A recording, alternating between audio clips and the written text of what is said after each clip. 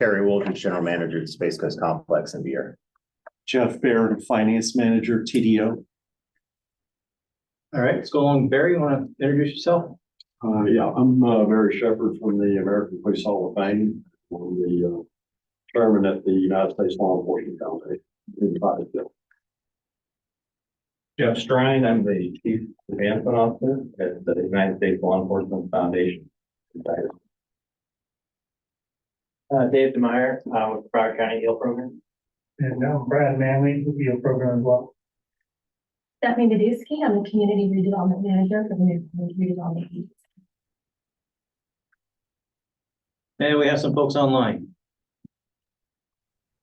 Hey there, this is JP Patel, Jignesh Patel with Skyhost Property Management.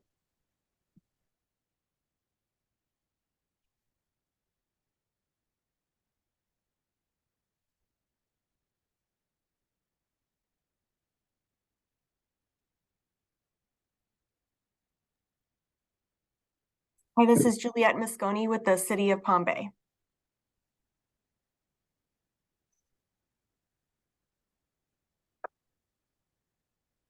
Deborah Webster's on our staff. And Jackie Parker, who's on the committee. So, Mr. Chair, we need the committee to vote to allow Jackie and JP to vote online. Is that the motion? That's not the motion. You guys do the motion. I'll make a motion. I'll second. Thank you. All in favor? Aye.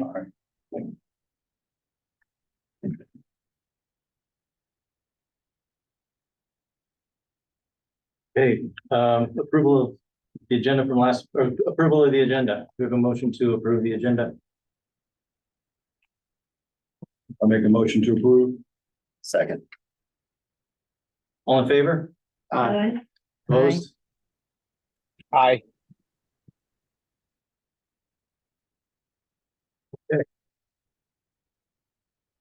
Any board member need to disclose any conflicts of interest with the agenda items for today? No? Then I guess we can move on to the approval of the capital facilities minutes from March 30th. Have a motion to approve the capital minutes from last time. Motion to approve the minutes. Second, I'll second. Terry. All in favor? Aye. Aye. Aye. Opposed? All right.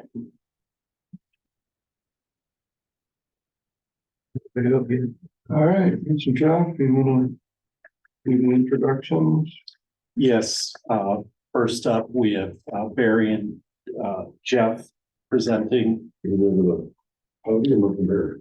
Please, if you could, from the podium, and make sure the speaker's on so people on mic can then hear you.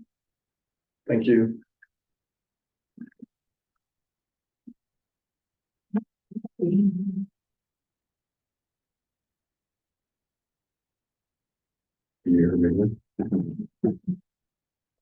Good afternoon. I appreciate the opportunity to come here and to present a project that we have going on in the north end of the county. My name is Barry Shepherd. I'm with the American Police Hall of Fame. We have been politely asked to keep this at 15 minutes.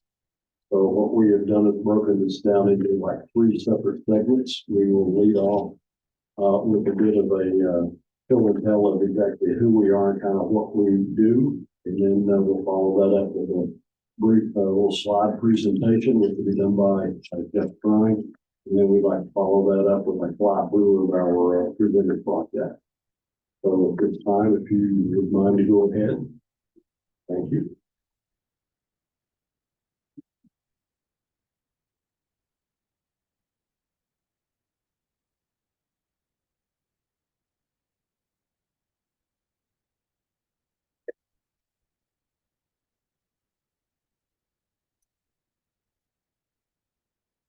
It's only 4 minutes.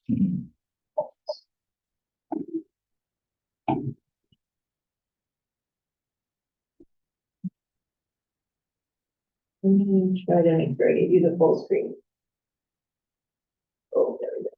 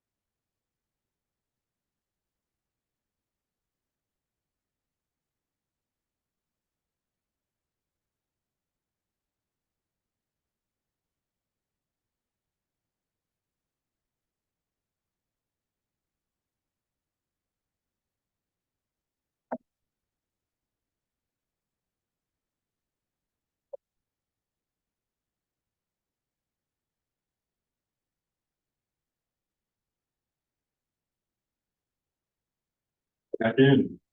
I'm Jeff, Chief Advancement Officer. Can you hear me? Okay.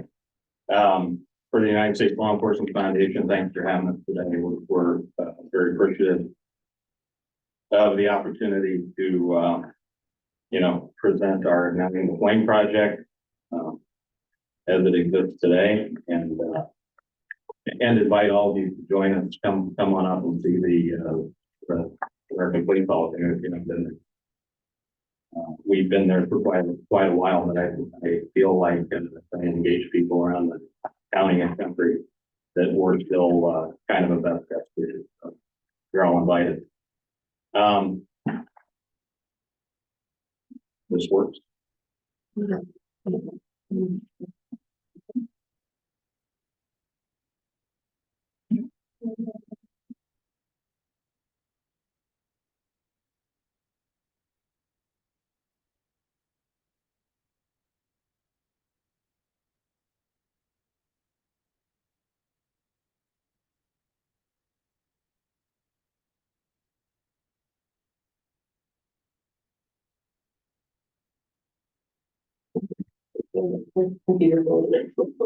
It looks like you're sharing Okay, here we go. I may have to. Not sure what- We like to use this analogy that we view our role at the United States Law Enforcement Foundation as keeper of the flame. And we illuminate the profession of law enforcement and inspire the next generation. Timing is important. Timing in this day and age is really crucial for what we do. We have an important role to play in terms of, illuminating the stories, the real stories of those who serve us every day in law enforcement, especially the human interest stories, the stories that don't get told. And to facilitate dialogue, convene thought leaders around the country in various ways, through symposia, through small group conversations, through national surveys, etc.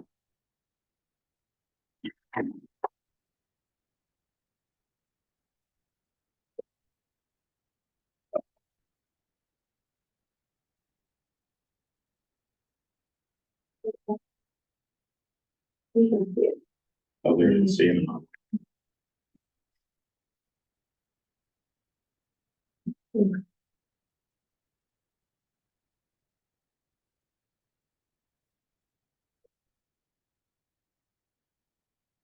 rather than clicking on the screen, Angela, if you click on the actual PowerPoint slideshow right below it here. That's what it was, and that's what they're Oh, then you take it in from that. Okay. I'm gonna let you advance through this. Okay. I'm gonna wink at you. And it's slow, so now I gotta wait too, right? You have to.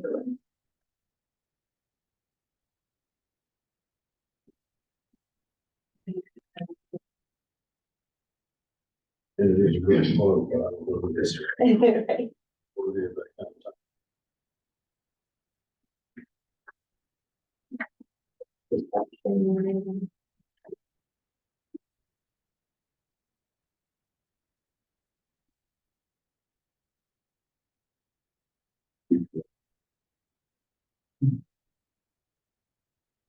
And you just go ahead and do a couple. Very good. Some of you probably know us best as the American Police Hall of Fame, or the place to go shoot guns, shooting center. But we're actually been around since 1960. Our programmatic impact really is felt by thousands of survivor families and law enforcement agencies around the country. And we're situated in the massive fossil in Titusville. But we also operate two other sister organizations, the National Association of Chiefs of Police, the American Federation of Police and Concerned Citizens. You can go ahead. Thanks. So the United States Law Enforcement Foundation is kind of a lot of different organizations to remember, but we're the umbrella organization for the other three. And we are a separate 501c3. The others operate as programs of the United States Law Enforcement Foundation.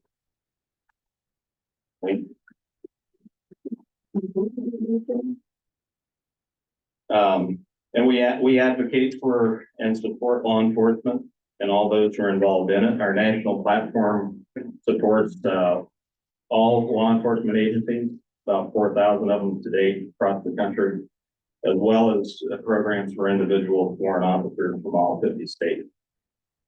Our vision is to invest $55 million, scale our impact by 10 times in the next 3 years. In addition to traditional tourism, which I know you all are very interested in, we are too.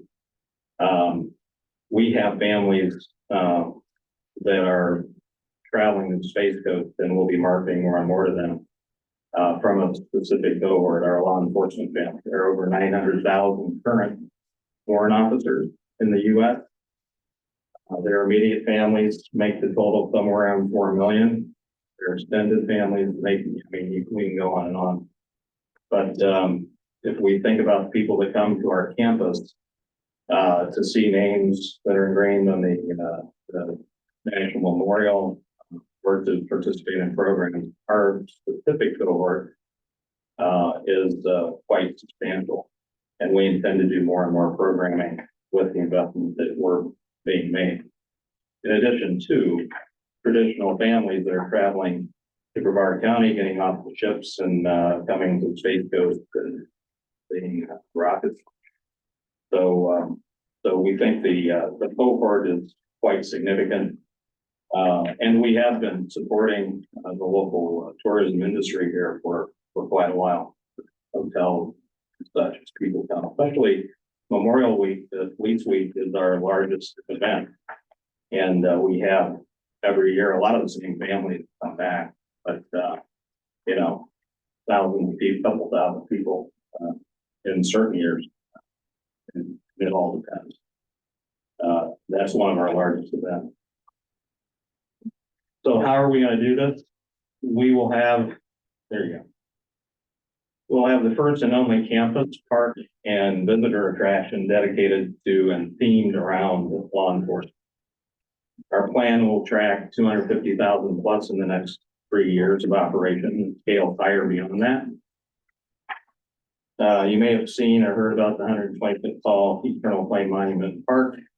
You all helped us with funding that. A tribute to all law enforcement, past, present, and future. Our immersive law enforcement experience, we're calling that the ILEX, will repurpose our existing 50,000 foot museum, which is in Titusville now, turning it into a world-class tourist attraction with the aim of educating the general public and changing perception through a highly curated experience and story. We'll construct a new 1,000-seat conference center. We'll be on campus. It'll serve the corporate and community needs as well as our own law enforcement needs. And a new training and education center specifically for law enforcement that will include state-of-the-art immersive VR training simulators and housing our USLEF Academy, which is training and education program. These are some of the slides. You're going to see more of this in our fly through, but this is the 120-foot monument. You can see our conference center on the right, a new welcome center in the very back. Get a sense for the space in the park, which is available for events and whatever. You know, there's a walk of heroes, the brick walkway, which are being sold to folks and to agencies who want to leave a tribute to loved one. The next slide. Go quickly. Here's our front end of the welcome center. This is the walkway to the inside of the ILEX, the immersive visitor experience. There it is again. There's the very preliminary concept of, technology. We'll be telling stories, a lot of stories, producing stories, docuseries, etc. And then this is the kind of the hallmark of the whole park, which is the focal point, the eternal flame monument.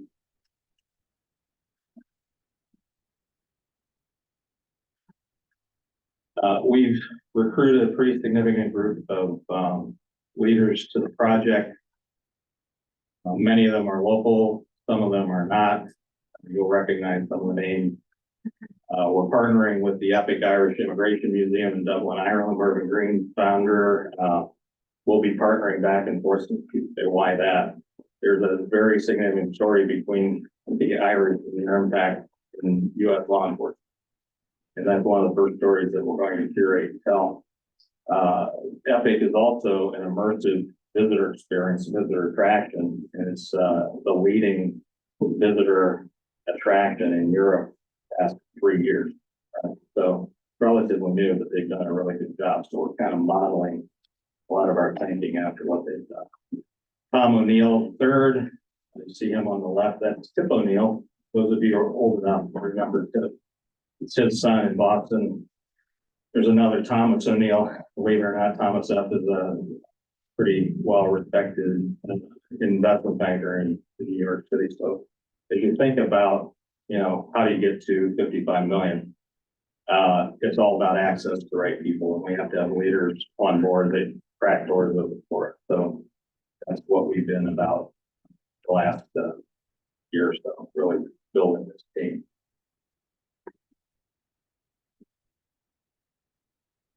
Our economic development study, which will be part of the official request as we upload the application and such, was completed for us by the North Brevard Economic Development Zone. And shows that our plan will drive 153,000 additional hotel room nights with a $35 million annual direct spending impact. Wink. Here's our timeline. You aren't going to be able to see it probably, but it'll be uploaded with our official application. We've completed conceptual design of the entire campus and moved into major fundraising last couple of months. We plan to have total commitments for the entire project by the end of the second quarter of 2024. We hope to begin final engineering, construction planning, permitting by the end of this September, and begin construction by the end of third quarter 2024. The plan is to dedicate the new campus during police week of 2025. That's what we're working toward. So yeah, what's the plan to raise 55 million? Well, we've broken it into three distinct kind of buckets. Since the economic impact will be felt primarily on the local and regional economy, there is a regional Florida campaign, 20% of our total, $10.5 million. We're looking for $5 million from the public sector, individual philanthropy of $4.5 million, and corporate sponsorship, marketing dollars, et cetera, of $1 million from the regional community. There's a state funding plan for $25 million that will be plan calls for 10 states to do a tribute of $2.5 million. We're working with not only our state, but 3 or 4 other states. We're apolitical. We're an apolitical organization, so it's going to be important to be working with Tom O'Neill in Boston on bringing a blue state in fairly quickly, because we want to prove that we are apolitical. And there's also a national campaign over and above that for 19 million, which is mostly federal grant money, national corporate sponsors, and some more large individual philanthropy. So that's the plan. We're seeking a $5 million grant from the TDC. It should be 10% of the total projected capital outlay.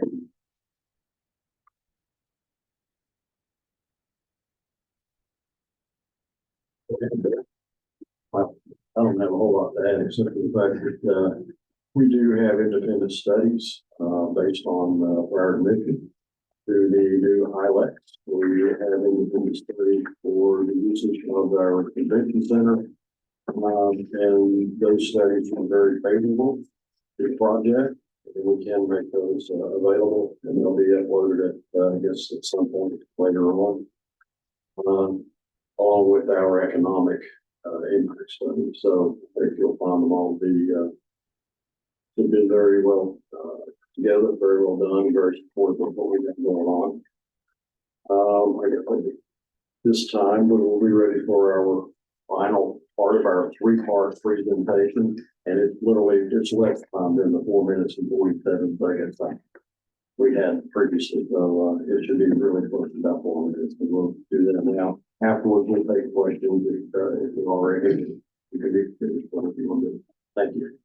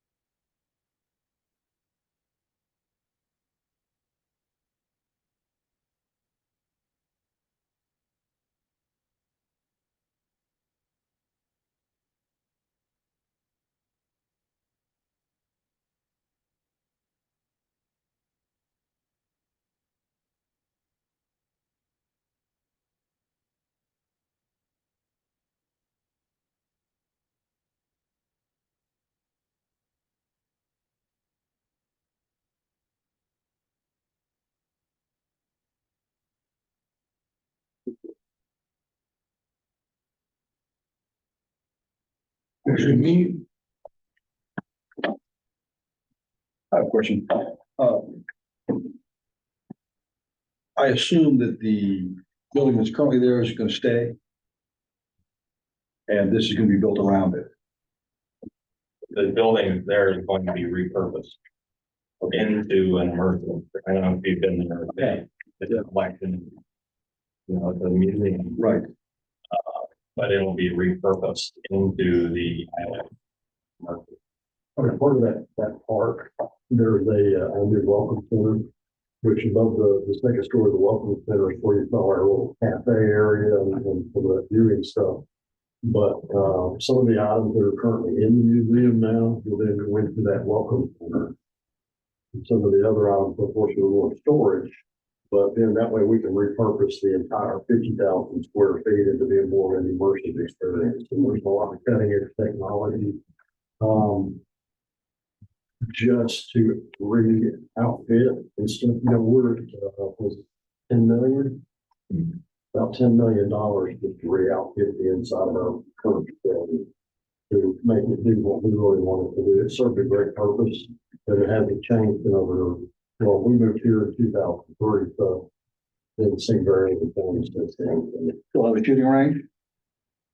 Still be a shooting range there? Or? The shooting range will remain. It may be a little more indiscreet on the property, simply because of having all the different folks that will be coming. Some are not going to be shooter friendly. Right. So it'll still be there. It just won't look quite the same from the outside. It may have an entirely different entrance. We're talking about probably flipping it around so you don't enter towards the front side, you enter towards the back of the building. You guys started, I can't remember if you told us, you started your capital campaign yet, or is that still yet to kick off? And if so, do you have any gifts yet that you can speak of? Yeah, we've been kind of quietly raising money and commitments for that year. We've just gotten to the point where we got all of the concept stuff, which makes it hard to get in front of people when sometimes you have one shot like here. Right, so you have to come with everything pretty much pulled together. There are some really close friends. The largest commitment that's in writing is $2.5 million, actually coming from out of the country. So in Scotland, who was a very close friend of the founder, and so there's likely some more where that came from, but you know. He's a very close friend, and he did this to try to inspire the first few big commitments. So, but we're pretty happy with where we're at. We're working. We have a person who was in New York this week. He's actually from Europe, but she was in New York making connections and flying to Dallas next week to see some people down there. But just now starting to come together. We're getting in front of it. Okay. How did you determine 5 million versus 4 versus 10? Well, is there a calculation for that, or is it just no? But we know we're going to need a significant local commitment, public money of some sort. Has to be first, and the economic impact is squarely here. Impact of school kids to come for day trips, and it's clearly regarding contiguous. And you know, when we get into New York, it's like, what are the local, what's happening down there? So it's kind of a chicken and egg thing where we have to balance it. But we looked at some other major programs, big programs that have been supported here, and we thought it seemed to be the right level. okay? Any other questions? Yeah, with the concept, how vetted are the numbers from a build perspective?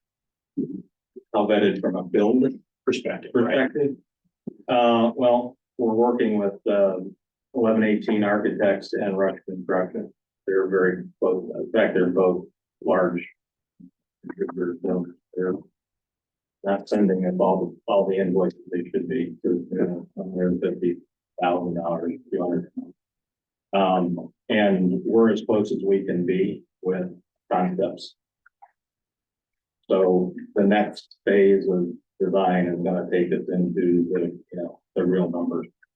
We think we're pretty close based on similar buildings, similar types of organizations, and we got we really have 4 different facilities. They each have different outfitting and different. And so each one's gonna be able to meet.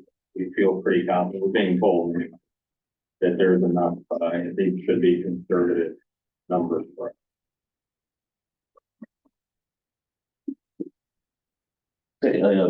Great project, good presentation with you. I heard you said that there's gonna be some good day trips and I see the, the interest in that. But, coming to the Tourism Development Council, how do you see overnight stays with this facility? Well, our studies show 153,000 additional. So that's what we're looking at. People that we attract tend to be, especially on the law enforcement side, don't necessarily come from the local community. So when they're coming from multiple neighbors, north of ours and south. Central. Not a hotel usage in Cocoa Beach. Some of our people don't live on the water, so when they come, that's where they like to stay, is that to be. So, we hear people say, well, it's great for the north end, north end, so they want to hospital, but frankly, you can't put somebody that's in the Midwest over in Titusville if they have an opportunity to stay in Cocoa Beach. Over the past 8 or 10 years, we've been several thousand hotel rooms in Cocoa Beach already. And I know that for a fact because I have the receipt, I paid for most of them. So I don't even know how many stayed that we didn't pay for. So, our project will actually put a lot of good investments throughout the county, not just in North. We're pretty happy about that. We understand, great place stay locally, but it doesn't really matter as long as they're still coming over, they're visiting our attracting, as long as they're still part of our programs and part of our family, because we have a huge family. We've got over 13,000 family survivors working with us right now currently in the country. So a lot of those are visiting off and on. So we're pretty blessed to have a pretty unique family of people already, but they stay everywhere. Yeah.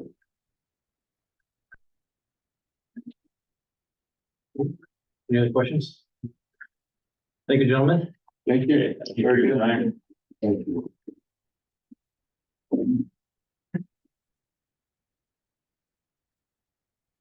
So next up, we're on number 3 of the agenda.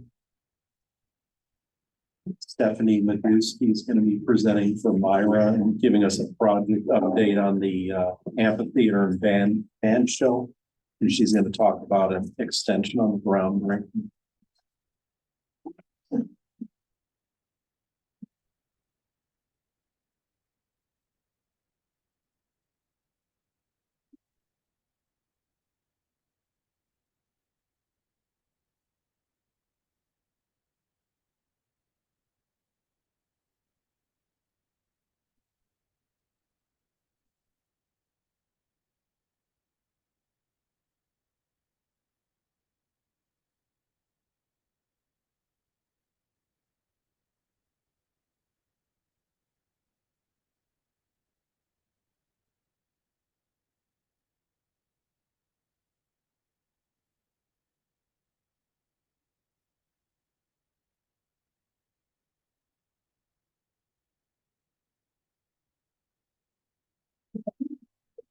I don't want to share. Yeah, share. Okay, excellent. Very good.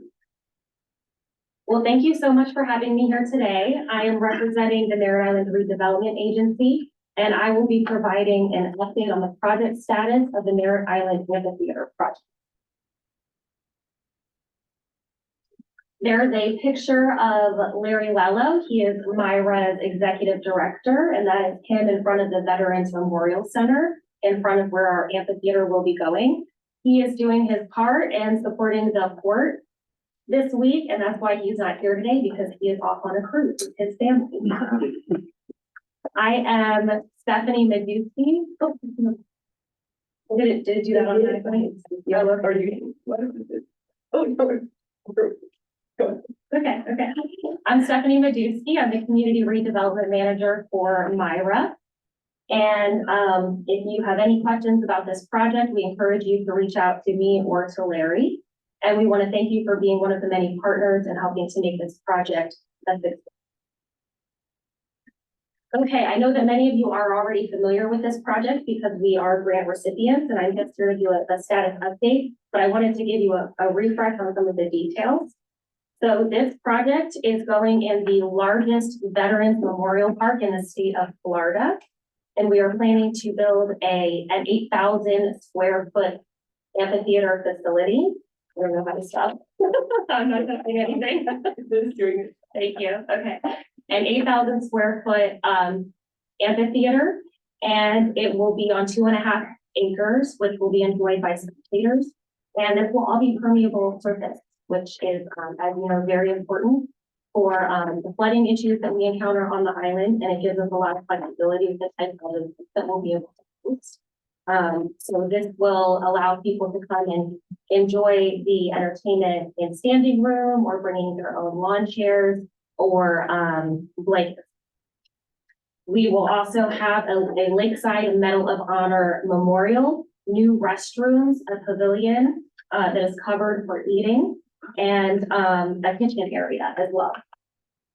We expect that we will draw nearly 250,000 people to events, and we are aiming for 26 major community events and several smaller events. Of course, we've got the Veterans Memorial Center.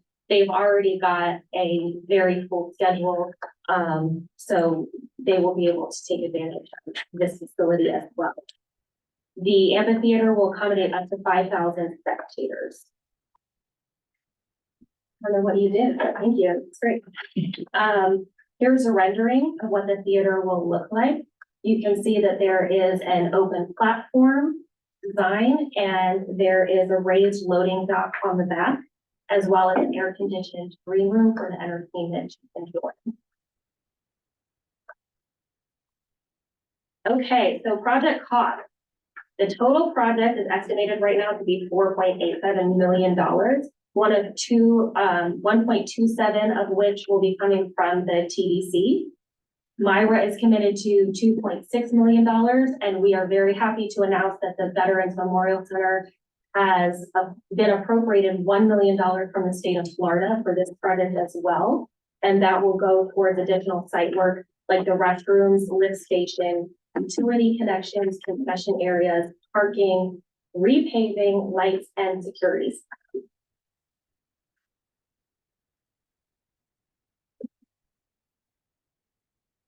You did, oh, okay, Yeah. oh, wait. You did, right.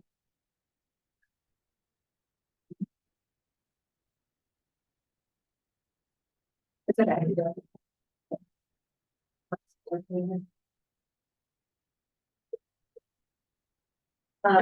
Okay, so for the project status update, we have made a lot of progress on this project. The architecture plans are complete. The site plan engineering is complete, pending approvals and reviews by Brevard County.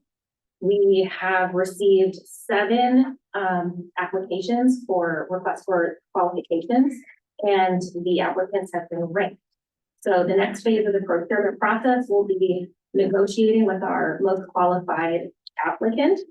Hopefully we will be able to come to a price agreement, but if not, then we will go on to the next qualified.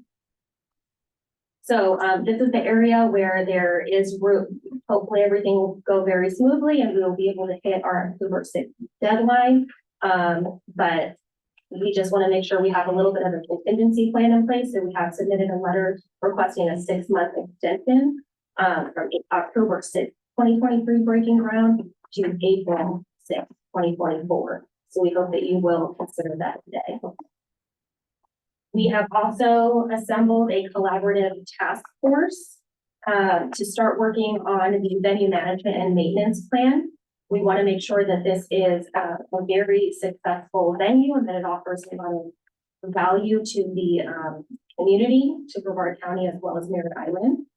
So we are happy to say that we've got a very robust group with a lot of talent and experience that they're bringing to the table. We have a former Disney Cruise Lines entertainment director and casting manager on the task force. We have the current facilities director for the KSC Visitor Complex. We also have the former and current Brevard County Parks and Recreation Director and the veteran as well. Okay. The last slide are just some project challenges. Again, we, in our agreement with the TDC, we have to break ground by October 6th. It is still our plan to make that date and we are pushing hard for it.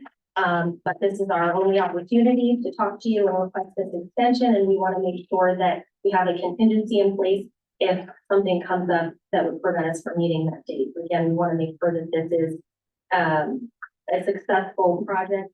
It's going to be transformational for our community. It's going to serve as a gathering hub for Merritt Island, hopefully bring in lots of hotel stays to Brevard County and help support economic growth in our area. Okay. Do we have any questions?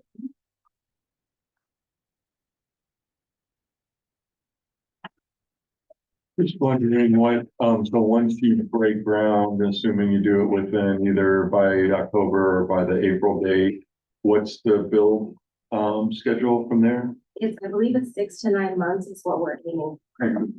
So it could be finished in late 24 or late 25, something like that. Could be, yes. Yeah. And then do you have plans beyond that for the operation of the facility? Because it's not going to be run by the Veterans Memorial Center, right? It'll be run by Myra or Parks Department, or what's the? So that's what the task force is working on. We're trying to decide who is going to be responsible for maintaining the venue. There are a few different options that we can go with. We could hire someone to manage the facility themselves, and they would take care of the maintenance as well as the events. Or we could hire a firm to do that for us. So there's a lot of there are a lot of possibilities for being explored right now. Thank you. Gonna be doing the booking? We're not sure yet. That would either be yeah, that's what we're in right now. The question I have is, do you have a GC identified or are you still out to bid? It's we have someone identified. I'm not sure if I can, if that's public knowledge, we can say who it is. I don't think it's public. Okay, but yes, we do. And you're going through We're the going into contract process, negotiating. Mhm.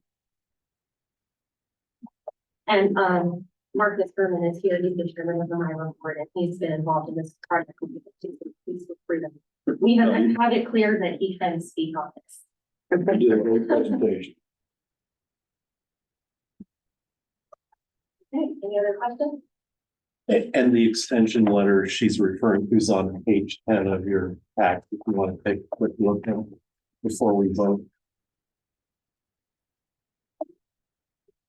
One last question. So if you get through negotiations of the DC, you have all the permits to break ground, or those still need to be submitted?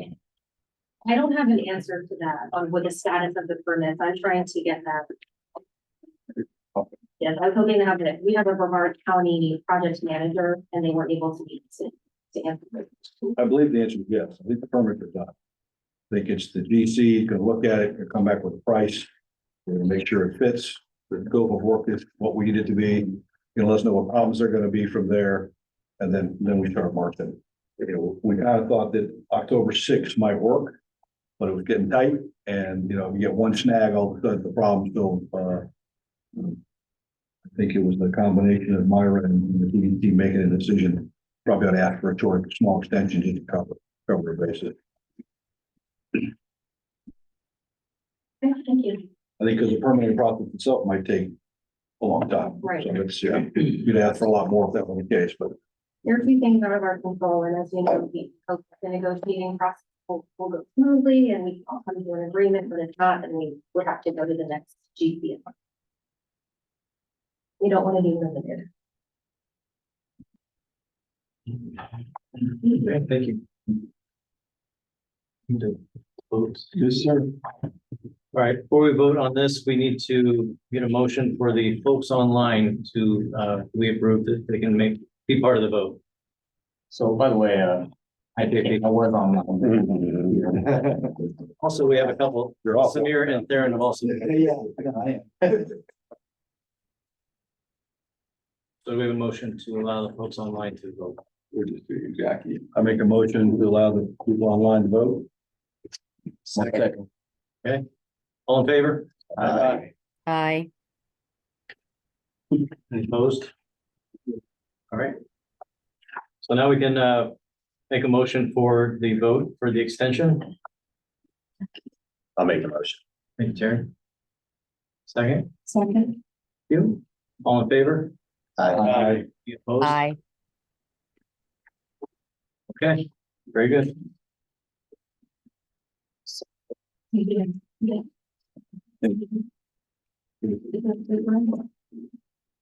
Okay, so next up is, we're on agenda item 4A. I'd like to introduce Juliet Mosconi, Deputy City Manager, and she's appearing via Zoom.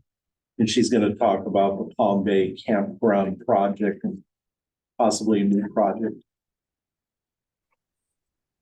Thank you, Juliet Mosconi, Deputy City Manager for Palm Bay. I apologize that I was not able to be there in person today. I thank you for the committee's consideration. Jeff, just a point of clarification, you want me to speak about the campground and the other potential application both during this time? Yes, if you think you're going to be applying after the meeting tonight. Okay, and if it's sufficient for the campground, I'm just going to talk to you all, give you some updates. For the other item for Sacrifice Park, I actually do have a presentation. Would be acceptable for me to share that at that time? Yes. Okay, thank you. Well, first I'm going to give you an update on the campground at Fred Poppy Regional Park. As you know, you all approved this funding for us back in 2018 at $1.7 million. Since then, we have done a master plan, if you will, of all the civil and site work. The original master plan, we actually started our engineering on this before we applied for you all, and we started the engineering in 2016. To date, we have a master plan that shows 138 back-end sites, some civil work, and then a master plan that shows a fully developed campground to include a conceptual bridge from St. John's Heritage Parkway, 2 ranger stations, a welcome center, 3 restrooms, and pavilions. Unfortunately, what we've run into over the years, to be frank, is with the pandemic in 2020, as we finished up our design in late 2019, and then the pandemic happened. And then the subsequent labor and material shortages, and after that, the inflation, the massive amount of construction inflation that we've experienced. We have struggled to move the project forward holistically as much as we would like to, but we're recommitted to doing that now. We identified some additional site costs that we want to take into consideration. For example, when the project was presented to you, if you're familiar with Fred Poppy Regional Park, it has 1 entrance into it, and that is the original entrance that was developed when the park was expanded to a regional park in 2003. Our city engineer does not believe that the current entrance has the wherewithal to handle RV traffic as it currently sits. It's also 1 way in and 1 way out. The entire park is accessed through that point off of Malabar Road. Now, we now have the St. John's Heritage Parkway. That's an extension that was completed since we actually originally applied with you all. And what we'd like to do is we'd like to add another point of entry into the park. And the master plan of the campground is actually designed in such a way, assuming a second entrance into the park from St. John's Heritage Parkway. So what we've done is two steps most recently. First of all, we decided that our master design was from Architects RZK. And we really wanted to bring on a firm that had significant and specialized campground experience. So we actually did a request for qualifications for engineering firms that fit that bill. We entered into a contract with Kimley Horn in 2022. And the first thing that they said is, you don't have enough money. So what we wanted them to do is to do a feasibility analysis. So for a very relatively small amount of money, we issued, I think it was around $10,000. We issued a task order to them to do a detailed feasibility analysis, which they did. They took the entire amount of funding we have to date, which let me stop here and give you a breakdown of what that is, because the city has significant skin in the game in this project as well. You all have dedicated $1.7 million to our project, which we're thankful for. But we've also pulled in a total of nearly $1 million, $997,473 from our recreation impact fees from two rational nexus. We do our rational nexus based on zip code. So that impacts both 32907 and 32908.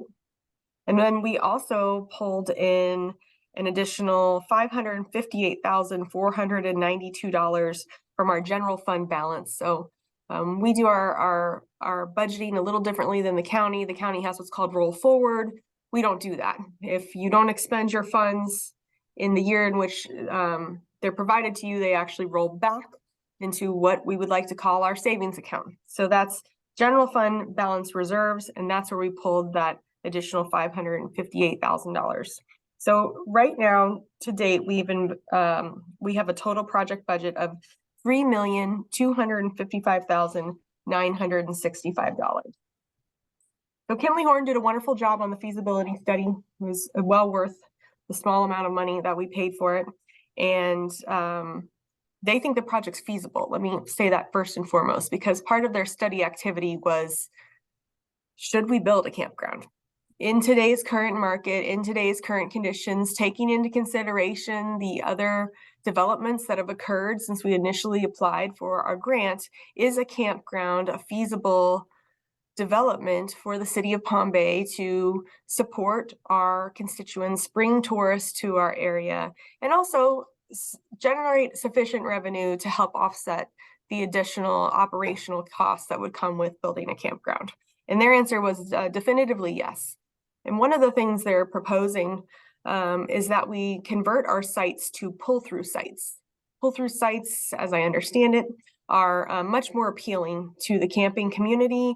And they did an analysis of all 1,792 camping sites in our area and found that only 1.9% were actually pull-through sites. So that's going to be a big part of the appeal of our campground.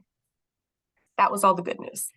The bad news is that based on our budget, they only think that we can construct 45 sites. Now that's 45 sites and all these civil amenities that need to go with it, ancillary items like pavilions, benches, all the roadways within the campground site, and all the requirements to meet the grant deliverables, including a nature center, which we would do in the form of signage and walk trails throughout the park, kind of enhancing this as a nature center.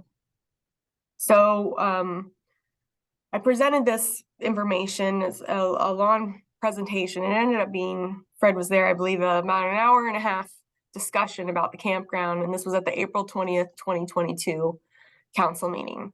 And a huge part of the discussion moved towards the second entrance. The second entrance off of St. John's Heritage Parkway, council is determined and staff supports is going to be paramount, because in order to improve the roadway into the park, which is one way in and one way out, we're going to need a second entrance so that our park can continue to be accessed during that construction. So what they instructed staff to do was to research the cost of a bridge. We looked at everything from a prefabricated bridge, a span bridge, concrete completely constructed bridge. And I do have cost estimates. They actually just got them in yesterday. Good timing for today's meeting. They range from $2 million to $4 million. Now, the good news is we do believe, and our city attorney believes, that this is actually an eligible recreation impact fee cost. So we could actually use recreation impact fees to construct this bridge, which we do have the funding available. So the next step is actually on September 7th council meeting, I'll be presenting these cost estimates to council and asking for direction on how they'd like to proceed. In front of them would be the consideration of course, constructing the bridge, but also moving forward with the next phase of design with Kimley Horn. They're well positioned to use all of our existing master design that we have and to do design of all 45 sites. They would take that existing site plan and they would move forward with a project set, and we think about it in phases. So yes, we could only do 45 pulls through sites initially with the funding that we have, but we're hoping that we could do future phases to expand the campground. Timeline on this is once approved by council, we would negotiate the task order with them. They're projecting 18 months from their notice to proceed. So that's the engineer's notice to proceed to completion. This would, of course, require a grant extension from you all and from the subsequent parties that approve after you all, because our grant currently expires September 21st, 2024. And we would not be able to complete it by then. But what if it's agreeable to your committee, what I would be bringing at your September meeting would be an extension request. And by that time, I will also know council's direction if they are fully on board and supporting the campground still moving forward. And I'm available to answer any questions on that before I move into my other item.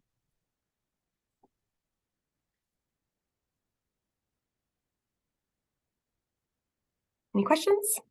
I have one question. Forgive me, I wasn't here when this was approved before, but I see the value of tourists coming in to come to the campground, but I'm not connecting heads and beds. And is that something we're supposed to be doing as a board, or is it? That's why I'm asking that question. You know, RV parks are actually considered overnight accommodations, so they do pay tourist development tax. Sweet. Okay, answer that question. Perfect. If I may, just the idea of the pull through is extraordinarily important. You know, a lot of these new rigs are just so big that they don't even use the R anymore. It's just too big. It's kind of interesting. You don't need a class 3 license to drive one of these things. You just really need just a regular driver's license. So the people that you have running these rigs all over the place, they are, generally speaking, just car drivers. So having the pull throughs, and I've experienced this in Wyoming, you do that, you get a whole lot more customers. We'll keep our insurance claims down from having to replace pedestals and other infrastructure as well. Any other questions on the campground before I move into my other item? Okay, so forgive my technical proficiency. I'm going to attempt to share my screen.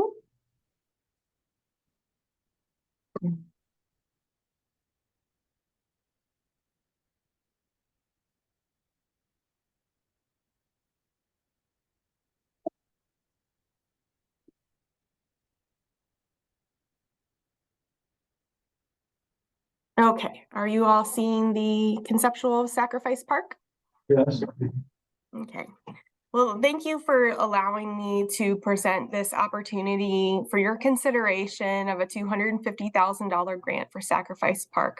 I will be very, very honest with you. This was something that the mayor brought up to our office late last evening. So I am prepared to talk to you all about it today, but I will disclose that at the city city management is actually not allowed to apply for a grant without council approval. So tonight at 6 p.m., we will be presenting an agenda item requesting council approval to apply for this grant. But Peter and Jeff were kind enough to allow me to present today. So if you're not familiar with Sacrifice Park, and I'm going to go ahead and guess that a lot of you aren't, the theming of it is wonderful with the other application that you have before you, and also Myra's recent presentation on their amphitheater at their Veteran Center. Sacrifice Park is located on lands, it's actually owned primarily by Brevard County and a small portion by the city. And it is at Palm Bay Hall City Campus between the campus and DeGroote Library. So if you're familiar with our campus at all, on the backside of our campus, we have a very lovely walking bridge that connects our parking lot with the DeGroote Library and also connects it to Sacrifice Park. The Sacrifice Park was originally constructed in the early 2000s, and we actually entered into an interlocal agreement in November of 2022, authorizing the city to improve and maintain the park and take ownership for it for a term of 99 years.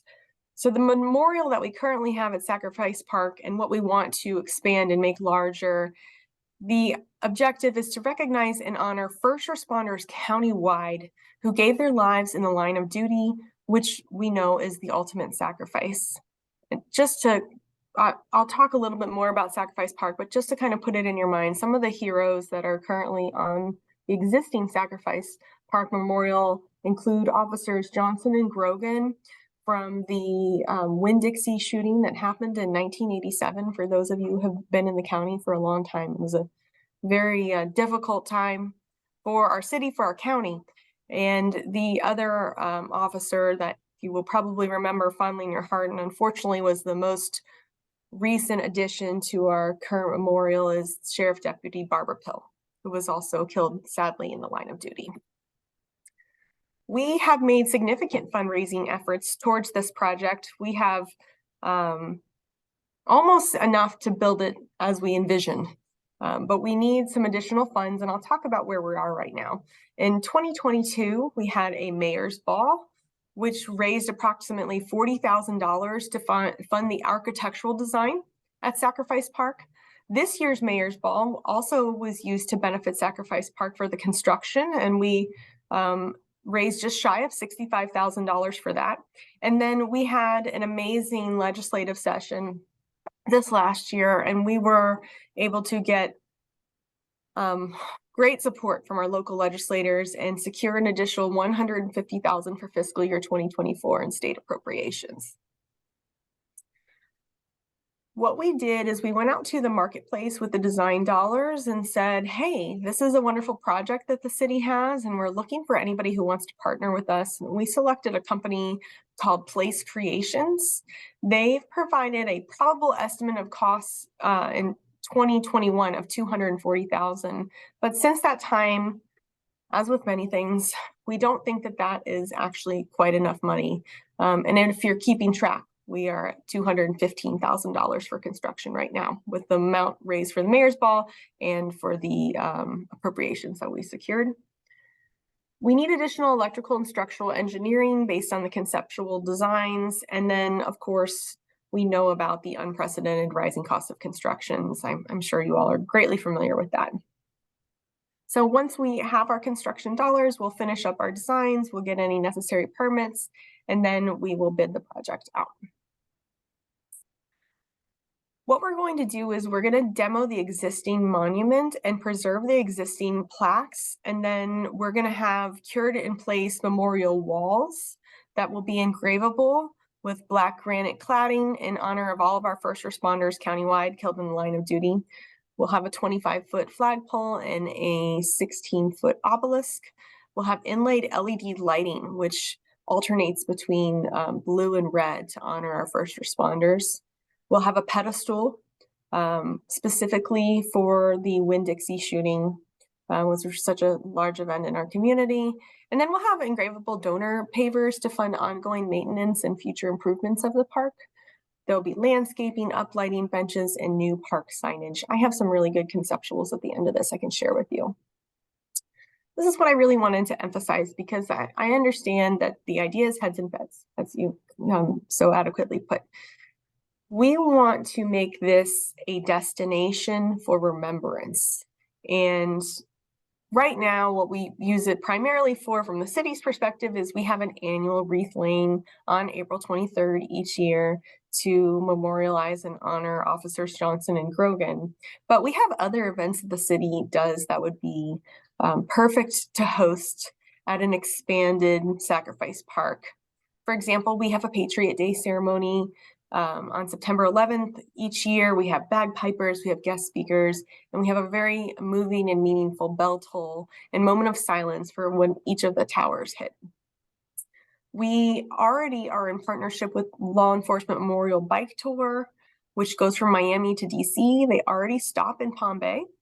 And Tour de Force, which starts in Miami and goes to Jacksonville. Both of them are bicycle tours designed to highlight and support our law enforcement. They already generate heads and beds in some ways because they stop and they stay in our hotels. In fact, the one that we did earlier this year with the Law Enforcement Memorial Bike Tour, they actually stayed at the Holiday Inn on Malabar Road. And we had the ceremony with them in the parking lot of the Holiday Inn.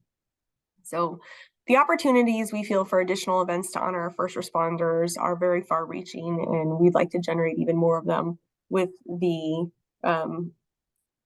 re-envisioning, if you will, of Sacrifice Park.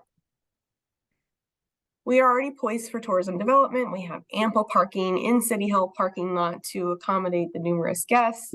We have public restrooms outside of City Hall, of course, inside of City Hall. But if we wanted to have weekend or after hours events, we have public restrooms that are outside of City Hall. There's obviously a partnership available with Brevard County, specifically with the DeGroot Library, who shares the parking lot on the other side. Easy access from I-95 and St. John's Heritage Parkway. And lastly, Palm Bay is the largest municipality in Central Florida behind, I'm sorry, I should correct myself, second largest municipality in Central Florida behind Orlando. Certainly the largest in Brevard County. We're at 132,000 residents and growing, and we're only 60% built out. We also haven't applied for a capital facilities grant from you all since 2017. And we want the opportunity to create a meaningful and reflective and unique tourism destination in South Brevard. I have a few conceptuals here to share with you. You can kind of see in the upper right-hand corner, upper center, I should say, that's the bridge, the end of the bridge that's connecting City Hall. And in the middle, running down the line, those are the lights that we were talking about. On the upper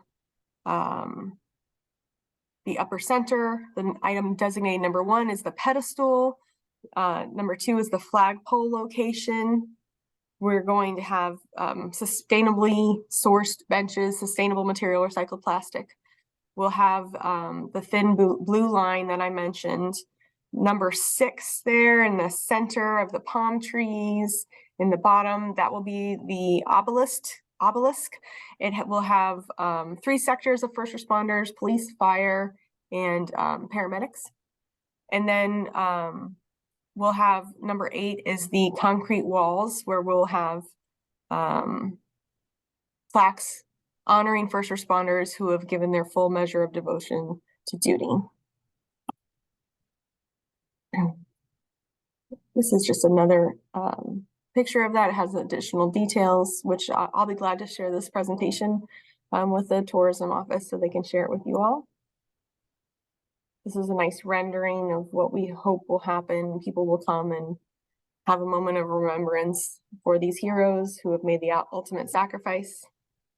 And lastly, I just want to close with what Mayor Rob Medina, and this is something that's very close to his heart, has said. It is my mission to give this community and our valued first responders a memorial of which to be proud. I hope that you will consider joining me in this worthwhile effort to honor the service and dedication of our emergency services professionals. With that, I will stop sharing my screen and I'm available for any questions that you have.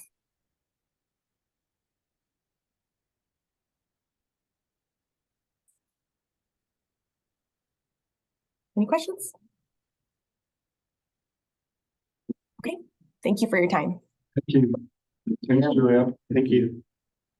Thank you. Okay, so next up on your agenda, we're on item 4B and 4C. I'm on page 11 of your packet. And we give just a brief update on a couple of projects. Last year, we awarded Valiant Air Command $750K to for museum expansion and events center. So essentially where they're at now, they've hit a little snag with the city of Titusville on some permitting. And once they, hopefully in the near future, next few weeks or month, they should be able to resolve that and they'll be able to begin actual groundbreaking and start the construction process. He said, Norm Daniels from Valiant said, once they get the permit approved, it'll only take a few weeks to mobilize the site work contractors and equipment. And if you want to take a look, he's got some more detailed things below there. If you want to look at that on your own time. 4C, Merritt Island Wildlife Refuge Community Education Center. For those folks that are new to the committee, we are funding some indoor wilderness exhibits and the federal government's building about a $4 or $5 million education center at the wildlife refuge, and we're funding some of the exhibits, wilderness exhibits inside, and some outdoor playground equipment in the shape of animals on the outside. So they got their permit from St. John's Water Management District a few months ago. And so they're awaiting word on the groundbreaking date of the actual education center, which the U.S. Fish and Wildlife Commission is the federal government's funding that, and they're heading that. So hopefully in the near future, they'll break ground on the actual center. So in paragraph 2, in the meanwhile, procurement, U.S. Fish has a contract with Wilderness Exhibits, and they're procuring the items, and our grantee is reimbursing them through that contract. So they just made the final large payment of $265K, our grantee, and the U.S. Fish is going to procure the remaining exhibits, so that should all come in before the end of the year. Their grant was extended to the end of this calendar year, December 31st. So our grantee says that all the wilderness exhibits should be procured by the end of the year. And the center won't actually be built by then. So they're going to go into storage until the actual center is built. But the TDC portion will be complete, hopefully by the end of this year. And the wheels are in motion for that. So that's all I have on those two items. Okay, we got the next one too. I got number 5. So if you look at page 12 on the back of your packet, this is our remaining timeline. So we're in the grant cycle now. So any applicants or potential applicants, they would have to have their online application in by 5 p.m. on Monday, August 28th. I will get the applications and blank score sheets to you for scoring on the 30th by 5 p.m. The completed score sheets are due back from the committee members by 5 p.m. on September 9th. Our next meeting is September 13th at 2 p.m. and we'll be doing the scoring. I'll have the scoring rolled up for you in a trim mean, which means we take the average, but we drop the high and the low. And again, the 75 is the minimum required for approval. The depending on who moves forward, they will go to the TDC on September 27th. And then if the TDC approves, then they will go to the board on October 10th at 5 p.m. for approval. And then October 11th starts the contracting process. And then they have 6 years per the grant guidelines. Any awards, they'll have 6 years to complete the project. Any questions? I do. On the scoring, you said you have to have 75 or better. So that is based on what they've asked for also, correct? I mean, it's not like they've asked for 5 million and that it's not, if they rank at 73, that means that they don't qualify for any of it as opposed to 4 million of it.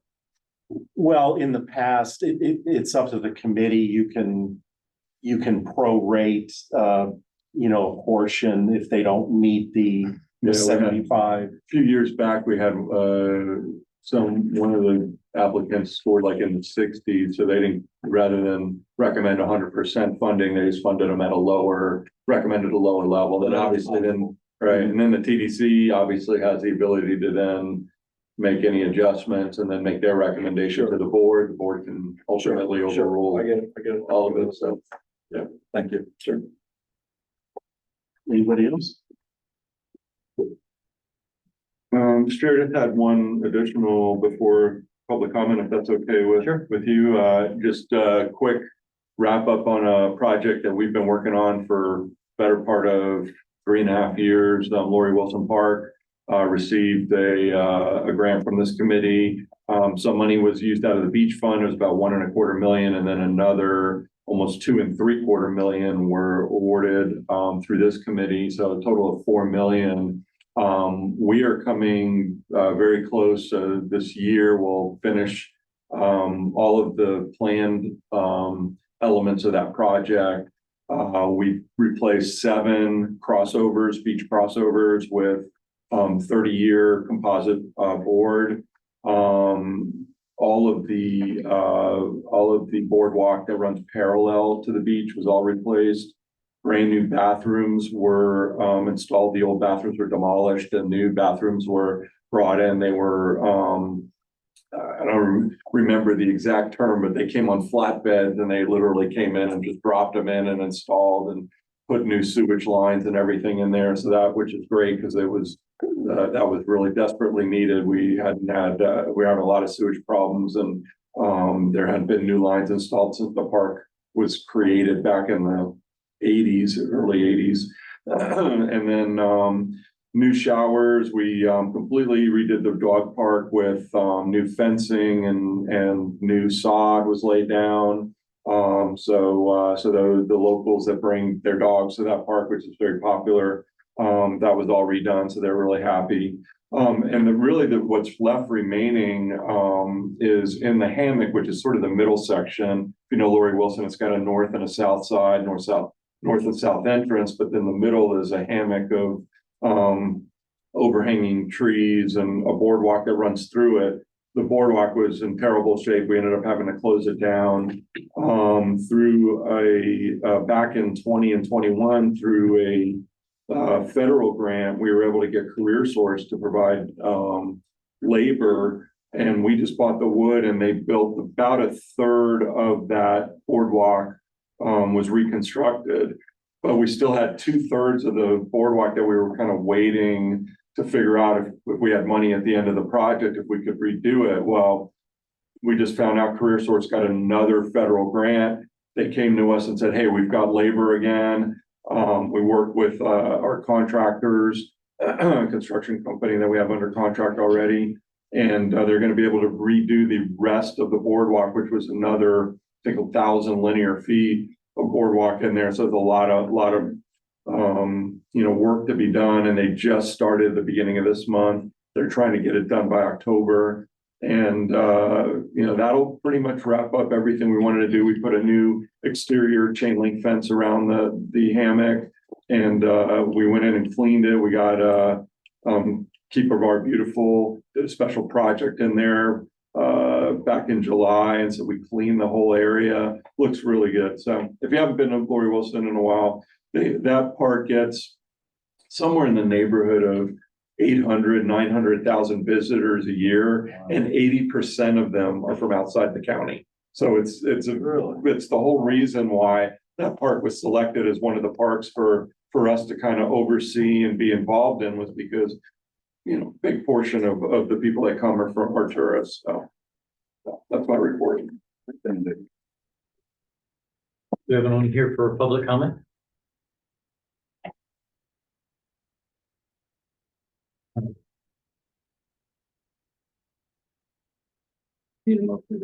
Yes, sir. Okay, we have a motion to end the meeting.